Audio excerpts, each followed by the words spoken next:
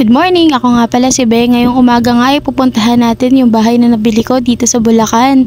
Ayun nga at bumungad sa akin na ang daming halaman na nakatubo dito sa paligid ng bahay. Sobrang ang kakapal tapos may mga iba't ibang klase ng paru-paro at mga tutubi yung nakapalibot sa kanila.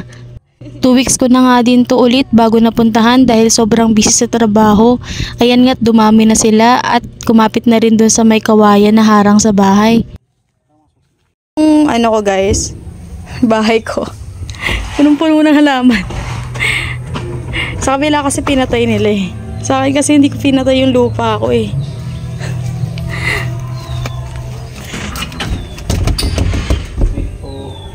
Dahil nga nasira agad yung nabili namin panggunting ng mga damo, kakamay na lang tuloy sana niya. Pero sabi ko sa kanya, kumuha na lang tayo ng gagawa ulit niyan at bayaran na lang para hugutin lahat ng damo. May tao talaga akong gumagawa para maghugot ng damo tapos babayaran mo na lang. Para mabilis at matapos agad. Ito nga at nilinis ko na nga yung sahig dahil sobrang alikabok talaga. O diba naka-timelapse na ako dyan. Patagal ko na nga pala nakuha tong bahay na to pero wala pa rin gamit at di ko pa masyadong nagagawa ng kahit na anong renovation dahil kailangan ko munang mag-ipon.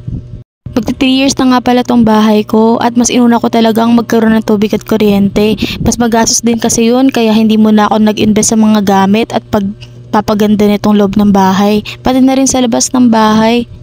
Inuna ko din kasi yung paglalagay ng grills nito para naman hindi naman din ako manakawan ulit kasi nanakawan na ako guys dahil wala nga laging tao.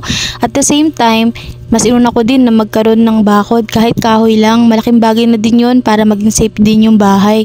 Kahit na may lock na yung pinto natin, kailangan pa rin ng extra protection para naman hindi na maulit yung mga nangyari pa dati. Marami din ako napagdaanan dito. Tsaka ako na ikukwento sa inyo kapag medyo tumagil na tong vlog ko tungkol dito sa bahay ko. Nagbabaka sakali din ako na baka sa paggawa ko ng video na to ay madagdagan naman to gamit dito sa bahay ko dahil hindi naman din sasapat pa yung pera na meron ako para lang makapagpundar ng mga gamit dito sa bahay.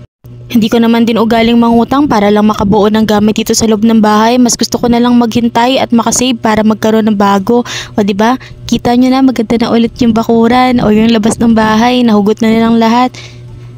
Nakakapagod nga maglilis guys pero worth it naman. Matatapos na rin ako dahil maghahapunan na. Magluto pa kami ng hapunan namin at uuwi din kami agad dahil habulin pa naman yung bus doon sa terminal. Bus lang kasi dapat habulin doon. So yun lang guys, sana ay masabaybayan niyo po ako dito sa aking journey, dito sa aking vlogging regarding sa bahay ko. So yun lang, bye!